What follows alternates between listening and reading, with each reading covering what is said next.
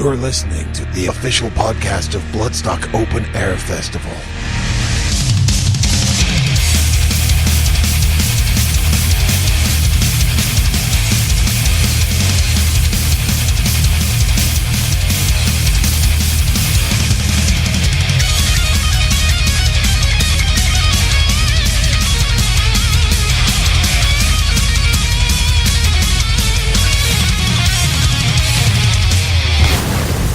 Bloodstock Radio.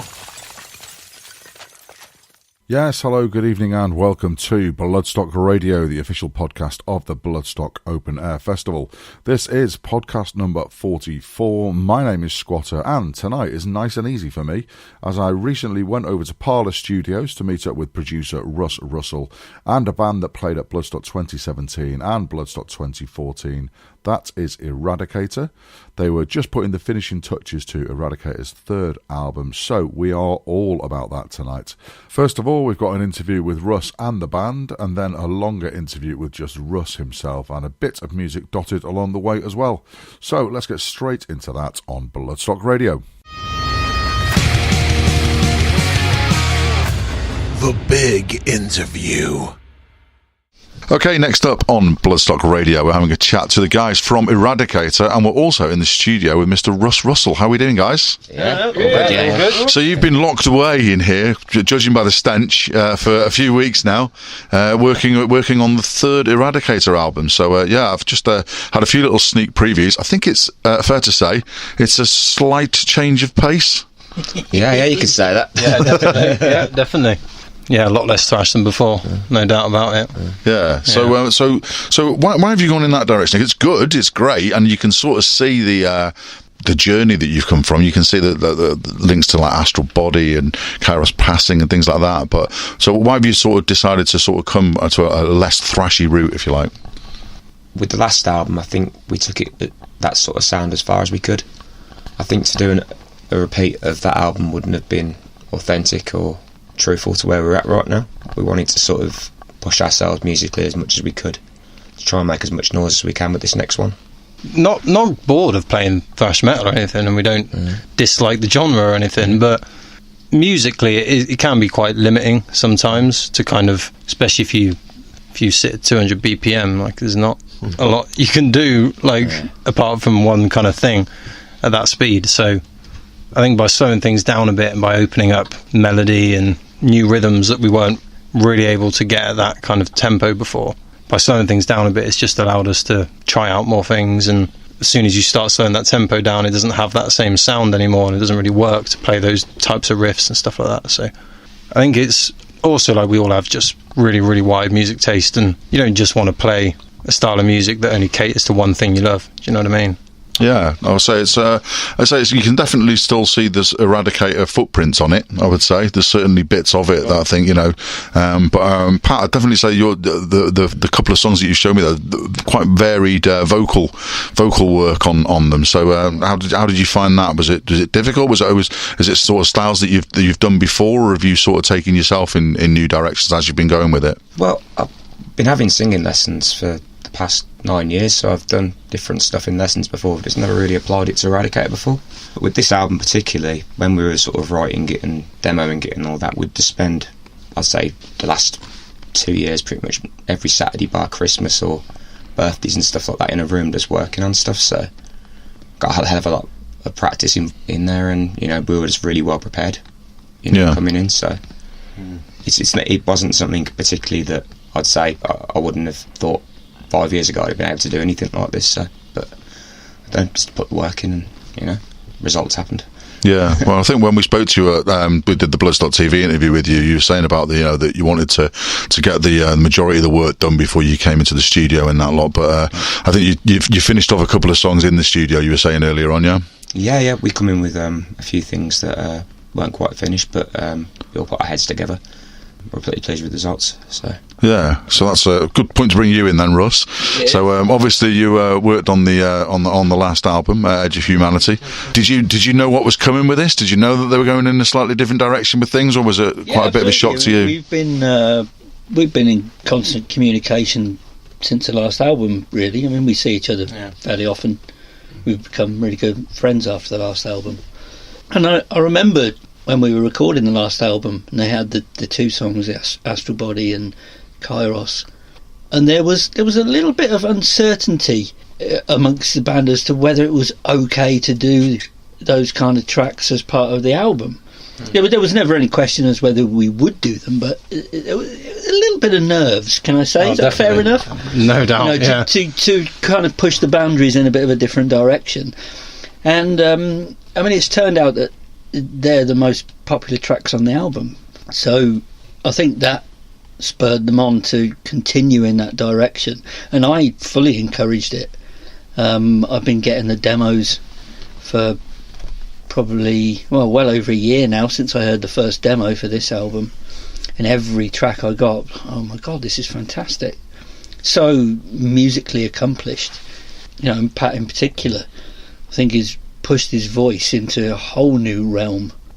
How can that ever be a bad thing? Yeah, it's true. I mean, it's going to shock the hell out of people. Well, it shocked me a bit. I mean, I was slightly pre-warned, but it is still. I mean, like I say, I am a thrash fan. I've always loved Eradicator. I first saw you guys, and I remember when you played Bloodstock in 2014. There was my mate standing with me. As I always say to people, I have no musical ability whatsoever, but he's a guitarist, been in bands all his life, and he said that you were one of the tightest bands that weekend on any stage that we saw that weekend. Obviously, with that talent that you've got, and it's great to see that you've taken it in different directions, and that you've sort of expanded out in this direction. Yeah, I think it's worked really well. I mean, we've been working our balls off for the past month. A lot of hours, like 12-hour days. I think it's amazing. Yeah, I really do. No, from my point of view, as I say, I am a thrash fan, and I'm an Eradicator fan as well. But I can see the progression in it. I can see where it's gone, and those tracks that I've just heard now, I absolutely loved them. I thought they were all great. They're all quite different as well. It's not just there's no, even though it's a different. I mean, I suppose we should sort of mention what sort of style are we sort of calling it, really, because there was sort of a few sort of southern rock bits in there. There's a few proggy bits in there as well. So it's not even really one sort of genre that you can point at, is it? No, it's everything. It's everything. It's everything that they all love, and it just transpires that it's everything I love too. So it works out really well. It's classic rock. It's heavy. It's definitely prog in a lot of places. It's got a lot going for it in a lot of different pockets. Yeah, no, I think it's definitely going to open a few eyes, I think. But there'll be a few people who sort of like, is that Eradicator? But I say there was enough in the songs that I've heard. There was enough there for me to be able to. That I think that even if I'd heard it blind, I would have certainly linked it to Eradicator, whether it be Pat's voice or some of the bits that sounded a little bit similar to Astral Body and stuff like that in a few bits. But so interesting times ahead. So have we got any sort of rough sort of timescales as when we think this is going to be out there? No, I think we're just going to take our time, shop it about as much as we can, and see what presents itself. Yeah, we'd like to take the time to kind of put it all together because in the past, like we did a pledge for the last album, which was great, but you have to work your balls off when you do a pledge. You kind of have to be pretty quick on it. You can't just be like sitting on it forever. So we kind of got it out as quick as we could, because we kind of done that pledge, and you can't leave them waiting forever. But this time around, we definitely want to take the time to put it out there and see if hopefully someone will pick it up, or hopefully get some interest somewhere. But if it doesn't happen, it's not like we're going to sit on it forever. It'll definitely, if we have to, we'll put it out ourselves, but we'd rather not. Yeah. But if we have to, I think part of the beauty of this album being so different and eclectic is it opens a whole lot of new doors in the industry and the audience, and it's going to take a little bit of time to find out where those doors are exactly, but I think it's a whole new world of possibilities, really.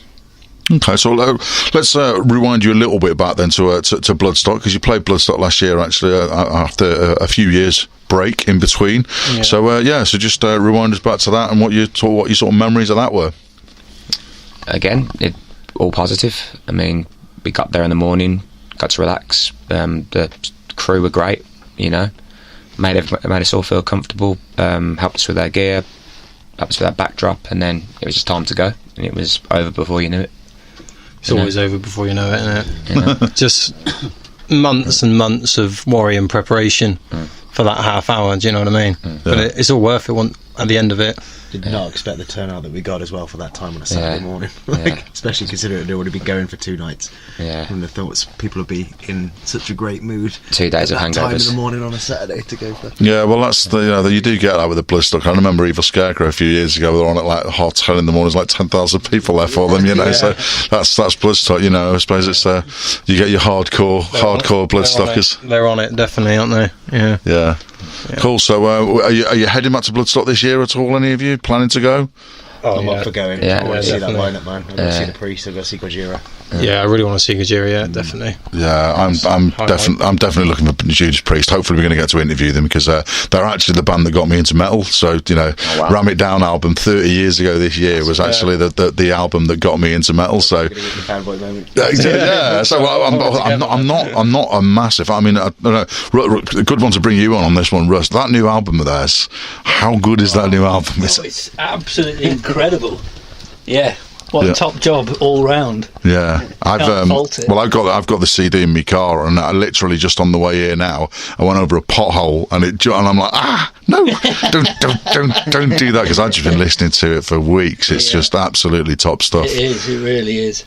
You can't break a Judas Priest CD. No, I will replace it if it's knackered. But yeah. So are you going to be at Bloodstock again with us this year, Russ? Yeah.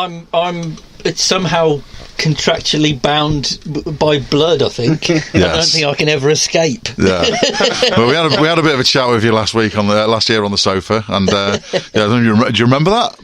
Yeah, kind of. Yeah, you always seem to definitely. Was it on Sunday? I don't know.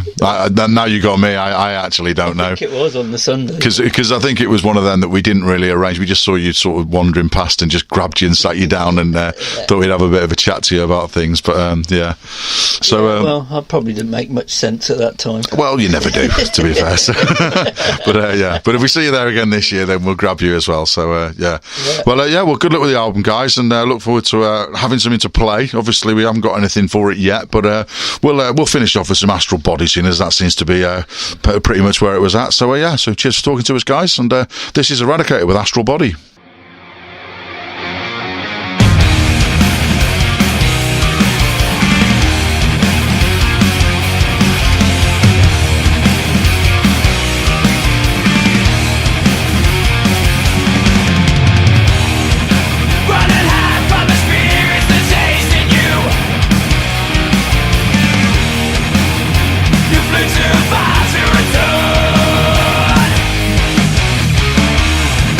Wake up!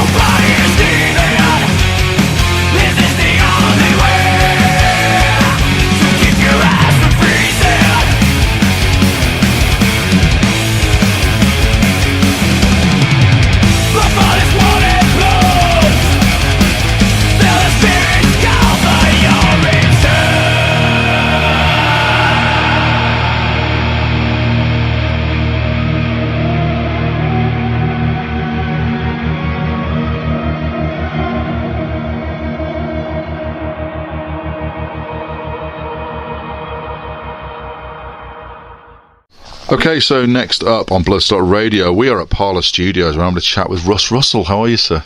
Very good. I'm just checking out this microphone. What is it? Yeah, it's just a little, really cheap little microphone that I got from Amazon. I think it cost me £12, but if you look at the serial number on it, 666. Get in there. I didn't notice that. I didn't notice that when I bought it, and a band pointed it out after the interview. Oh, 666, quite cool. And I'm just like, oh, there you go. So yeah, they are SF666 condenser microphones. Yeah, I think I need some of them. Well, that's what you're hearing.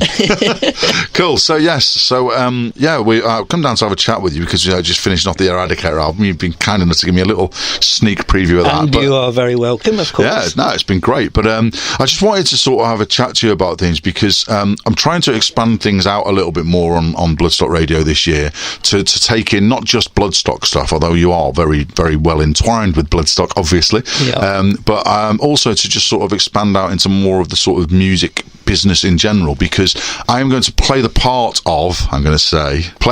of someone who knows nothing about the music industry and doesn't know what a producer does, or what mixing is and what mastering is. I will play that role very, very well. You will notice as I really genuinely have no idea what they involve. Yeah, me neither. Yeah. I've been blagging it for so long. that's what I'm doing with these interviews, mate. I'm going on 2 years now and doing okay with them. But yeah, so for the complete layman and the complete, know nothing and that, I use Audacity to put my shows together, and I can see all the little sound waves and I can do all that, but things like bass and treble and even just stuff like that, I just got no clue as to what they are. So tell me in layman's terms, in a few sentences or paragraphs, what a producer actually does. Wow, God, in a few sentences it's quite difficult, but basically the role of producer and engineer have become kind of moulded into one these days. They used to be two completely different jobs. Yeah. You would usually get a producer who didn't know anything about the equipment, who just sat there and arranged the song and vibed the band up and made sure that the performances were great and that the song was great. So just rewind me to that then. So you're literally talking about someone actually sort of, encouraging the band to play their best and and listening to them and saying things like, oh, you played a bum note there, you could do that better. So and that's literally what that role was. That was what that role was, and making sure the song was as good as it could be. Maybe the structure is not right, maybe the tempo's not right, maybe it's not in the right key for the vocalist, things like that. That's traditionally what the producer's role was, and the engineer was the guy who just basically sit and twiddled the buttons and press record. But these days, just with how it's gone in the industry and with how it's gone with technology and studios, those roles are very much combined now. You have to wear both hats at once. So when I interview bands, and Eradicator, for example, and Gettiker as well, have said the same thing. Oh, Russ works us really hard, really gets the best out of us and stuff like that. Now, from me, again, as a layman, I would have thought bands would already be up for that. We're recording an album. We've written this album. You'd have thought that they would already have been performing to the best of their ability anyway. So how is it that they're all crediting you with getting the best out of them as well? And I'm saying this in a generic sense. You get paid either way. So why does it not you personally, but in the role, you get paid, and you could just let them play and just they go. I've recorded it for you. There you go. Yeah, well, it varies massively from band to band and project to project. Some bands come in and they have everything 100% worked out, and they don't really need any extra input. Particularly as far as the songs go, or their individual parts, so sometimes I don't have a massive involvement in that side of it. Sometimes I just make them sound really good. And then on the other extreme, bands come in and they know that they've got a great idea, but they haven't quite formed it into a song perfectly, and I can help them do that. I never was the world's greatest musician, guitarist, or anything else, but I know enough, and I know enough about a good song to be able to help them to piece it together. But also it's about spotting somebody's strengths and their weaknesses.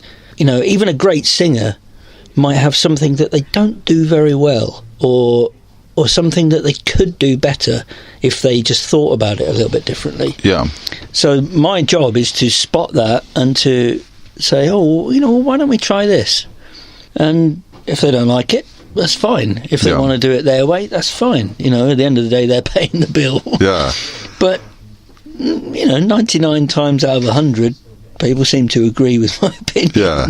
I'd have thought that it would. I mean, certainly in my job, I sometimes get a completely different job where you get a job, as you say, where it's pretty much all laid out for you and we just want you to just do that.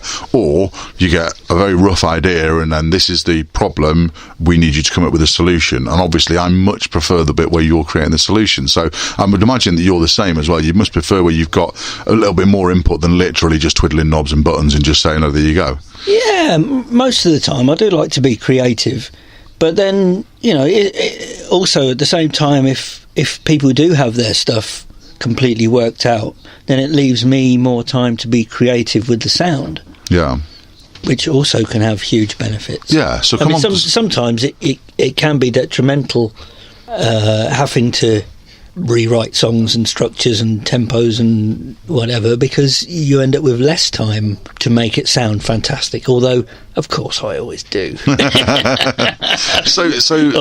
come on to that side of things then. So the engineer side of things. So in terms of the knob twiddling and all the tweaking and all that sort of thing, again, what does that? Obviously you've got to have an ear for the music and you've got to be able to sort of realise what sounds good and stuff like that. But what's that? Describe that as a layman sort of thing as well. What are you looking for with that? Well, that's especially hard for me to explain because I've never had any education or training in it, so it's all just come from just years of trying stuff and doing it to find my own methods. Obviously I've had a lot of help from people I've worked with, experience from other engineers and producers that I've picked up stuff from. Yeah. But essentially it literally has been trial and error. What works and what doesn't. Yeah, well, I think you mentioned something earlier on with Pat, when Pat was saying about some of the vocals, and you were just sort of like, how do you get that kind of funky, years of just literally just thing that you've worked on and that you sort of developed. And Pat was saying he's been looking for something for that, and there you go, you found something. Yeah, yeah, and I'm still learning. Oh God, I've been doing this professionally for over 25 years. Yeah, I still learn every day. Yeah, still turn a knob in a different way and go, wow, that was good. Yeah. So all right, well let's rewind a little bit then, because we'll talk about something that you are the world's foremost expert on, and that is Russ Russell. So there's no one else can. I don't know. Well, you never know. I'm pretty clueless about some parts of that. Well, I actually work with a friend of yours, Paul Edmonds, that's known you for quite a long time as well, and he's told me a few tales, but there you go. So rewind back to how it turned into becoming. So did you start off as a musician and in bands, and then come into that the engineering and the production side? Strangely enough, it was the other way around in a way. It was a long journey around the houses. I started recording when I was like 7-8 years old.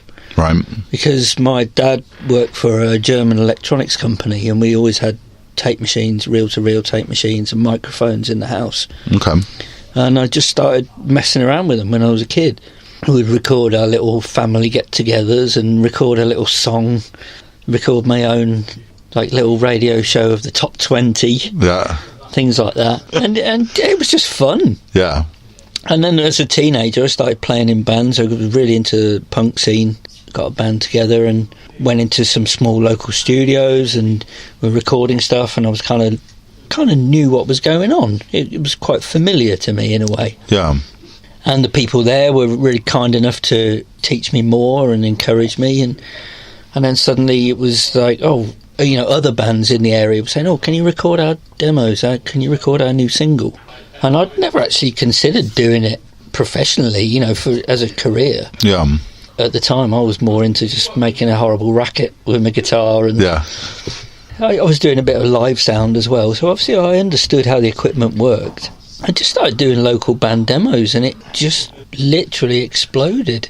Yeah, went from doing one band's demos who had got a record deal, and they were going in the studio for their second album, and they just said, "Oh, can you come and do it?" And it just went on and on and on from there, to the point where I had to give up everything else I was doing because I was so busy recording. So was that more sort of like just word of mouth getting around about you then and stuff like that? Totally. Yeah, I mean, there was no internet back then. There was no self-promotion methods. Yeah. Apart from just getting out to gigs and meeting bands, you know, which I still say to people now, you know, if you want to get into this game, don't sit on Facebook. Go to gigs. That's exactly how I got this. Bands, go and talk to bands. That's exactly how I got this. This is why I'm doing what I'm doing. They just got into the Bloodstock people by going out to gigs all the time and that, and following the metal to the masses mainly. You know, so that's still relevant today. Yeah, of course it is. Absolutely, it is. You know, the networking side of things is always going to be a massive thing, and you know, not what you know or who you know. It's what you know about who you know. So obviously you've worked with some absolutely massive names. So what was the first sort of like big band, the first sort of band that we'd heard of that you actually sort of that you worked with? Well, for years I was working with a lot of kind of indie rock bands that you wouldn't have heard of. Yeah. And then my really good friend Rudy, who I'd been to college with, and he was getting into band management. And he's been very successful with it. And he picked up a band called Apes, Pigs and Spacemen. I don't know if you remember them. I don't, no, but come on. They were quite successful for a while, signed for Music for Nations. And he said, oh, well, they're recording an album. They need a little bit of help with some extra engineering. Do you fancy coming down? So I went and did that, and that was very successful. And then I was out on tour for ages, and I was getting really burnt out and really pissed off with it. And he came to pick me up. I got dropped off in Birmingham after a tour, and he came to pick me up, and I said, I think I'm going to do something else. This is really just burning me out. You know, I really want to do something different, something exciting. And he said, well, you fancy having a go with Napalm Death? I said, yeah. That's exactly what I need to do. Yeah, that's going to shake the cobwebs off. I would have thought so. So he introduced me to them, and we did with Simon Effamy. We did it as a partnership. We recorded the Leaders Not Followers EP, which was in '99, I think. Okay. And that went really well. I got on really well with the band. I ended up touring with them. I was their front of house guy for quite a few years. And they just kept coming back every time they wanted to record. We did more and we did more. Yeah, and I haven't stopped since. So they were... I'd say that Napalm were probably my breakthrough to the extreme metal world. Yeah.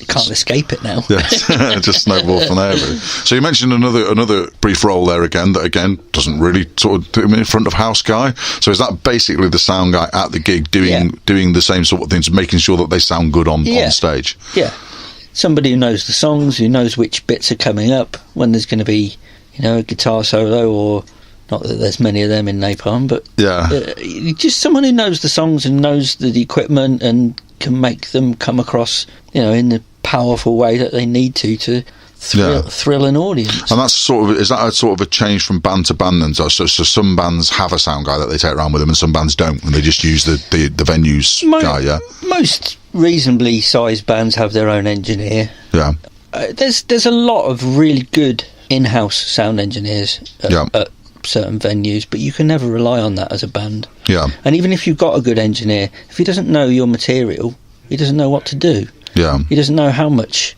effects to put on the vocals. He doesn't know when it's time to turn up this guitarist or that guitarist, or when it's time to turn the keyboard player down. Yes. Funnily enough, one of the first bands I can remember, my mate's rock band, that was always the keyboard player always used to turn himself. He used to sneak back after they'd sound checked and just turn himself up a little bit. Keyboard players always sound check at half volume and then turn it up during the show. Yeah, always do. Yes. My mate Martin, who was in a band called Firetown, will remember that very, very well indeed. We always used to go back and turn the keyboards back down again before they started. Again, going back to the sort of the gig side of things and the actual sort of live thing, I've seen over the years I've been going to gigs, lots of sort of heated discussions between sound guys and bands, and you know, and it's always the sort of, who's in the right here. You get some people that, where it seems that the band are in the right, sometimes it seems the sound guys in the right, and I've seen lots of sort of, I don't know, advice from people. It's just like, look, just let the sound guy do his job, right? Don't turn yourselves up high first of all, start low, and then let him tell you when to turn up, stuff like that. So yeah, tell us a bit about that side of things then. Well, it works both ways. I mean, sometimes, particularly if you're a touring band and you're coming across different sound engineers every day in venues, quite often there's a battle, because the sound engineer thinks he knows best because it's his venue and his PA. Yeah. But the band think they know best because it's their music. So yeah, quite often there's a head-to-head going on there. Yeah. And yeah, I've seen many times where both were wrong. Yeah. I can well imagine. Yeah. So coming towards the Bloodstock side of things as well, then you were with At the Gates earlier this year as well, and we've got them playing at Bloodstock later on this year. So Indeed, yeah. how were they to work with, and how did that go? Amazing. We had such a good time, and they are just such lovely guys. I've known most of them for quite a few years. Thomas I worked with a long time ago with Lockup. Yeah. We toured together. Adrian I've known for a long time, and obviously we did the Haunted album last year, which is Adrian and Jonas. Yeah. So yeah, it was very easy, very familiar, big family vibes going on. Yeah. And just pure hard work and dedication. They worked so hard putting that album together. Yeah. They really did have 99% of it absolutely nailed down before they came in. And you've also had the Bloodstock House Band in earlier on in the year as well, the Evil Scarecrow Boys as well. I should imagine that would have been, a slightly different experience to the At the Gates experience, maybe. Oh, it's a joy working with Scarecrow. It really is. Sometimes it's slow going because we do write a lot of it right here in the studio as it's going down. They come in and they have very, very well worked out sort of bare bones of what's going to happen, and then we just kind of fill it all in as we're going along. Yeah. But last time, when we came up with a whole new song that didn't exist. Yeah. I can remember one of the first times I interviewed them. I think it was in Wolverhampton at the Slade Dreams, and I was sitting backstage and waiting. I think I'd either just interviewed them or I was waiting to interview them and sitting around with Matt. And then Dick came in and he just got his head down. And he was, I just had this idea for a song, and it was something. I think it was something about paying council tax or paying a bill to the council or stuff like that. And they were sort of, yeah. And I'm just sort of like, is that how you get your song ideas? And they're like, oh yeah. Just mundane sort of stuff that happens, got a parking ticket, think about this, stuff like that, and just sort of like everyday mundane thing with a Scarecrow twist on it. Yeah, we came up with a whole song that was just related to the kind of wine that we were drinking that day. Okay, fair enough. Well, we'll look forward to hearing that later in the year as well, because they got their Antarctica tour towards the end of the year. So we've just recorded the Antarctica song. Yeah. It's absolutely amazing. Yeah, I can well imagine. I mean, they've been doing the practices with getting everyone to do all the Arctic winds at their gigs over the last 6 months to try and get us, and then do all the fart noises as well. So I should imagine it's going to be a good show following that round as well. So cool. So so you obviously work with a wide range of bands. You've got sort of bands that are right at sort of the top of the games, big established names and that sort of thing, but you also do quite a lot of work with sort of up and coming bands and that sort of thing. And I think we spoke to you at Bloodstock last year as well, and you were saying about that's a really key thing for you as well. You really like to incorporate both sides of the coin. Well, yeah, but basically because all the old farts are going to go soon. No, I don't mean that. Yeah. No, I love looking at what's happening, new music. It's always been the exciting thing in my life, in every way. What's happening, what's new, who's good. Yeah. And it is, as we were discussing earlier, how difficult it is for new bands in the industry now. Yeah. So watching people being creative and working their balls off, I feel like I want to help them. I want to give them a bit of a leg up if I can. Yeah. Because it is so difficult for them. And there's so many talented bands out there. It's, so I've been doing this for about 5 years now, and so when I first joined the radio station, they were just like, we play mainly unsigned bands. I was like, what, pub bands? Like, no, these are really, really good bands. And so within the first few, I saw Massive Wagons recently. Again, they were one of the first sort of unsigned bands that I saw, and there's a band called Sanity's Rage from Belgium that I absolutely loved. And there's just so much out there. And now, as I say, seeing it with Metal to the Masses all the time, strength to strength, and year on year, and it's just like, and these big headliners are going to need to be replaced. Yeah, so. And as you mentioned, Evil Scarecrow, a lot of people seem to forget, they're still an unsigned band. They're still doing it DIY. Yeah.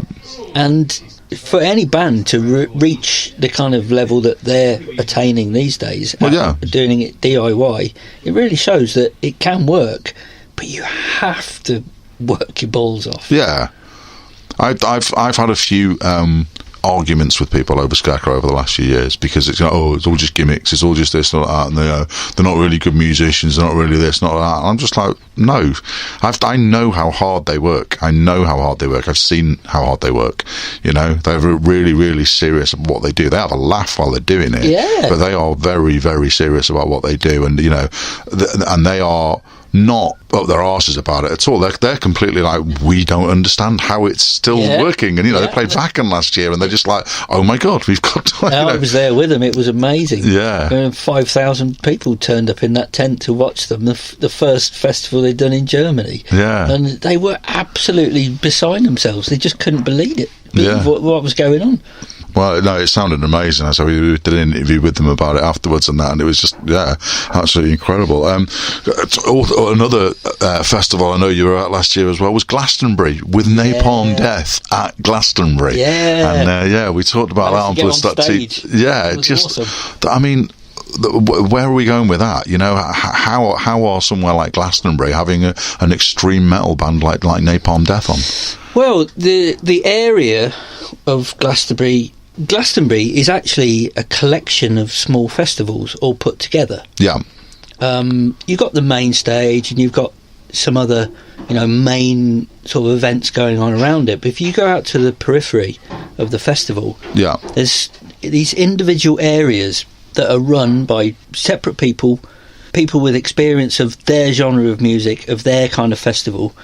And it's a whole different experience to what's going on in the main arena. And the area where they played, which is called Shangri-La, very much about extremities of music and extremities of lifestyle. Yeah, it always has been.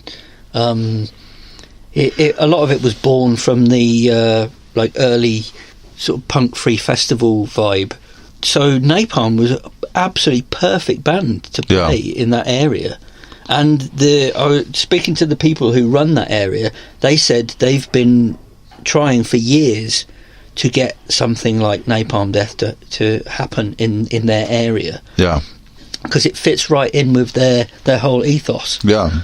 And I was stood side of stage with all the people who run that area, and they were just hugging, and they were all in tears. They were absolutely overjoyed. And the whole feeling, there was such an electric atmosphere.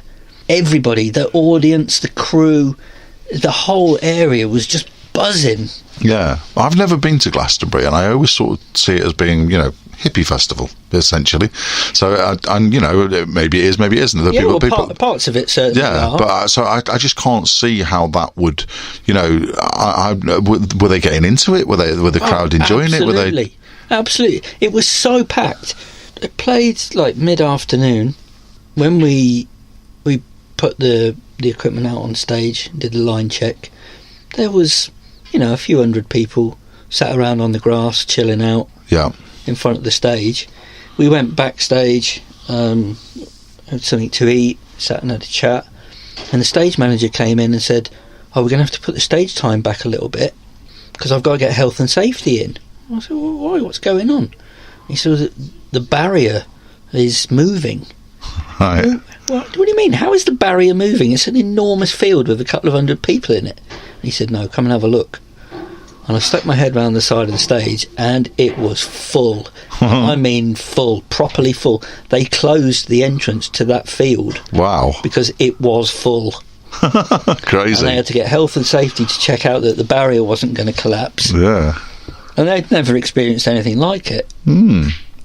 And as soon as they kicked off, I mean, the energy in the crowd, but in a whole different way than I'd ever seen at a Napalm Death show. Yeah. The people skipping and jumping about and face paint on and waving flowers in the air. Yeah. And, that's what I would... But they were totally into it. They totally understood that's good. The energy and the message behind it. Yeah, no, that's good. That's good. And like I say, hopefully we'll be getting more extreme metal bands back on there in the future. And as I say, well, they're now because Glastonbury's not on this year. They've been looking for a similar sort of thing to do, and now they're going to do it at Boomtown Festival. Oh right, yeah, okay. Earache's involved in it, and they've got their own stage and their own little village, which is going to be all rock. Am I right in thinking that's the same weekend as Bloodstock? It is, yeah. It is, isn't it? Unfortunately, yeah. I want to go to both. Yeah. How can I do that? I don't know. I need a helicopter. Yeah. Don't take your car after what happened last year. That's the main thing. You saw that big fire that they had in the car park as well. Yeah. Don't do that. No, you can't miss Bloodstock, Russ. Bloodstock will close if you don't turn up. I know. Yeah. I know. It'll bring about the end of something if I'm not there. Indeed. So let's bring you back to Bloodstock as well, because you had another involvement last year, and I believe you're doing it again this year as well with our Metal to the Masses thing. So so tell us a bit about that, and again why you sort of wanted to get involved in that. Well, again, it's finding new music and new bands and new energy. It's in a way, it's part laziness. I can't be bothered to trawl the internet, so I let you guys sort it all out, find all the best bands, and then I can just pick through 30 of the best bands in England at the minute. Yeah. Or not just England, but Europe and Scandinavia and everywhere else now. Yeah. So and then come and record a track, see what happens. So you had to go and watch them all? You went and watched all of them? I didn't watch all of them. Okay. I've got to say, I didn't watch all of them. I couldn't. Yeah. Well, I did it. I was 22 when I did it, I think, in 2015. I went and watched every single New Blood winner. Well, Massive winners. I get tracks off all the bands in advance, and I watch live videos of all the bands in advance, and then I kind of pick a dozen, my top 10, top 12 to go and see. Yeah.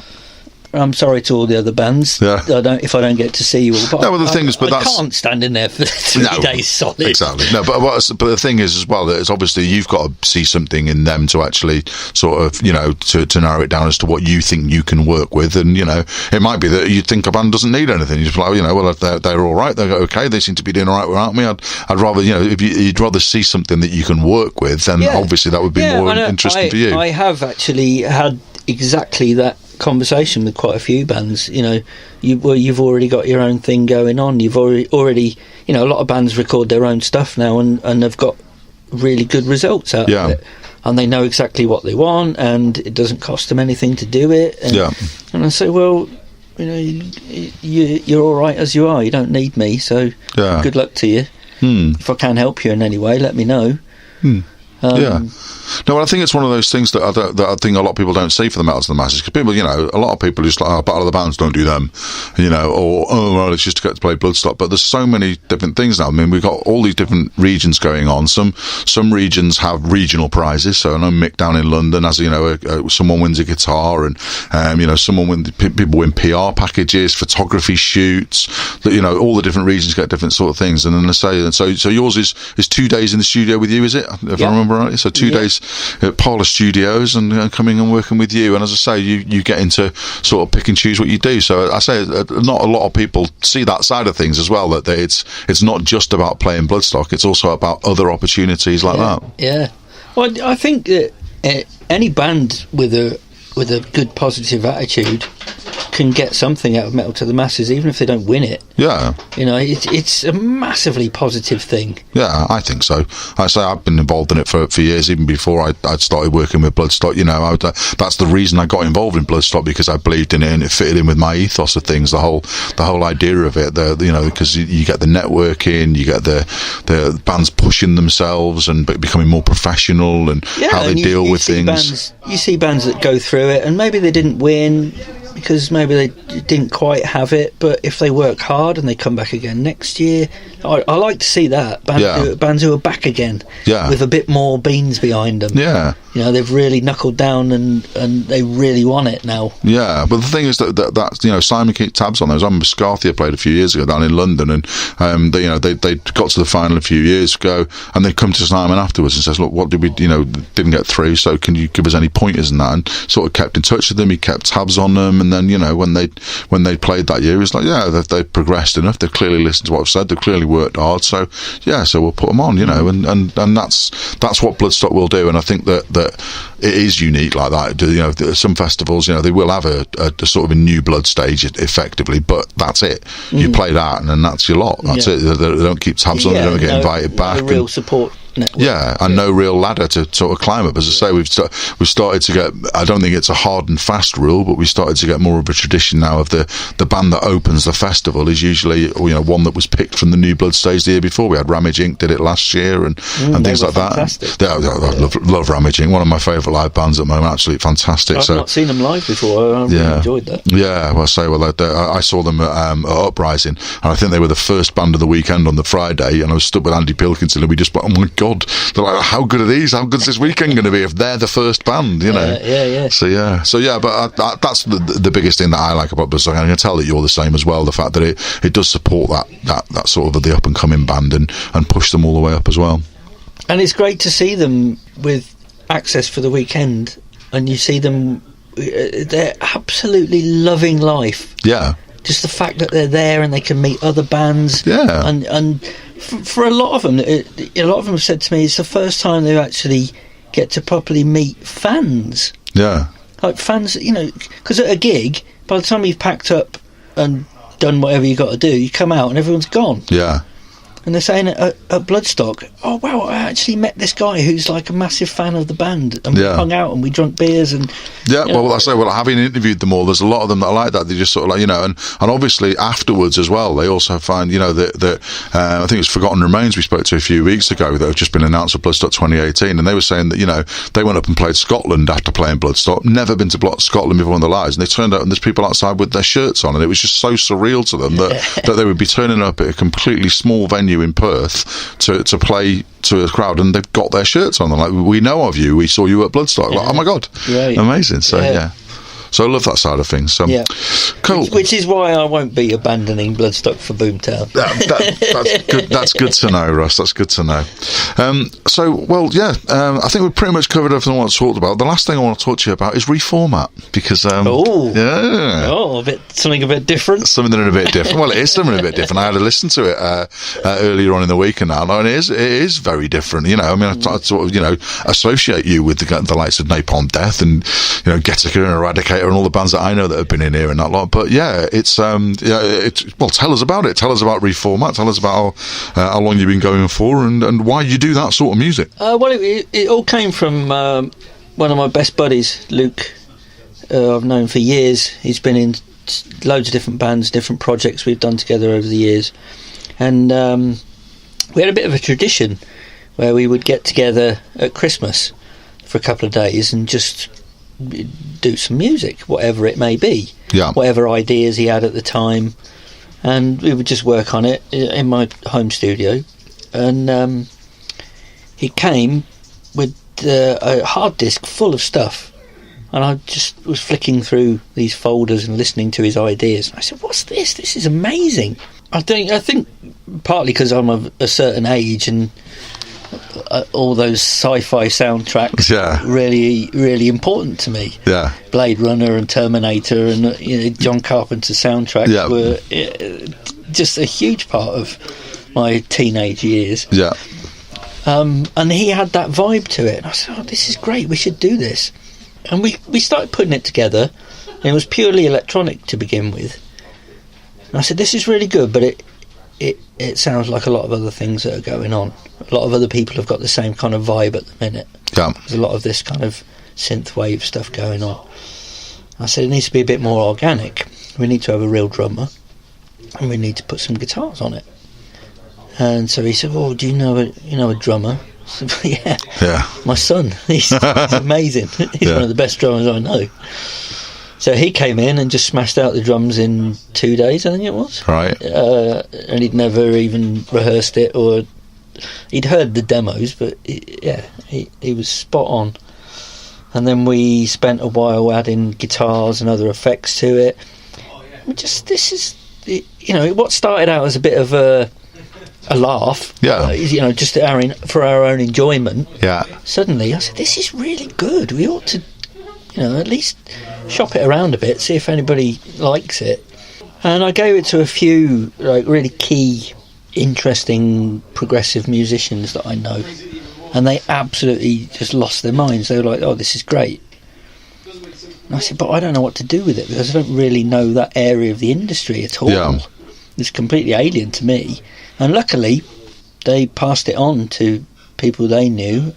And I think it was the week that we finished it, I got an email saying, well, yeah, I'd love it. Can we sign it to our label and can we release it for you? Yeah. Awesome. Yeah, cool. So, yeah, it's a whole different thing. It's pretty much instrumental. There's a few little vocal moments just for textures, but there's no actual lead vocals. Yeah. But it's very much, of that kind of Blade Runner, John Carpenter, Vangelis. We've been compared to loads of different things lately, all of which are totally what we were going for. Yeah. So people do seem to really get it. Yeah. Cool. And it's nice to do something different. Well, yeah, exactly, yeah. More than one string to your bow, Russ. Yeah. Yeah, cool. So that album's called The Singularity. Came out, not too long ago, just in April. So last week, I think it was. Yeah. So, we'll finish off with some of that then. So if you pick a track, which track would you like us to hear? Oh, blimey. You're going to play... This is for a Bloodstock audience, remember, so... So we'll have a bit of a listen to that in a minute. But, you've got another band project coming up at the moment, haven't you? Yeah, it's something we've been working on for a long, long time. Tronos, which is myself and Mr. Shane Embry, my good friend from Napalm Death. Yeah, and Brujeria. And many, many other bands. Yeah. The man of many bands. Indeed. And we always, when we toured together, we always said, wouldn't it be great to put a project together that combined ultimate, just dirty end of days noise with something really beautiful and floaty. We love things like Triptychon, and we also love things like the Cocteau Twins. Yeah. And we always say, wouldn't it be great to put those two kind of vibes together? Yeah. So it really is the end of the earth, but it's okay, there's hope. And that's kind of the vibe that we came up with for the album. And we just messed around, recording riffs and just putting down demos, and we sent them over to Dirk Verburen, a very famous drummer, but I can't mention the band he's in. And he loved it, and he sent back the finished drums the next day. He just did it and sent it back and said, "Yeah, I'm in." Yeah. So suddenly, oh wow, this is really serious. And then we got a whole bunch of other people involved. There's Billy Gould from Faith No More, Troy from Mastodon, Snake from Voivod, beautiful voice and violin from Erica Knuckles, who plays for Wonder Stuff, as well as being a hugely talented and well-known classical musician. Yeah. And Danny Lilka, he's on there as well. And who else? Oh, I'm sorry if I've forgotten anybody. But yeah, it just became a bit of a whirlwind of characters and ideas, and we've been working on it for 5 years, I think. Yeah. And it's finished. It's finished. It's done. It's in the bag. Exciting. And in the end, I decided I can't mix this. I'm just far too involved in it. So we gave it to my wonderful friend Jamie Gomez Arellano.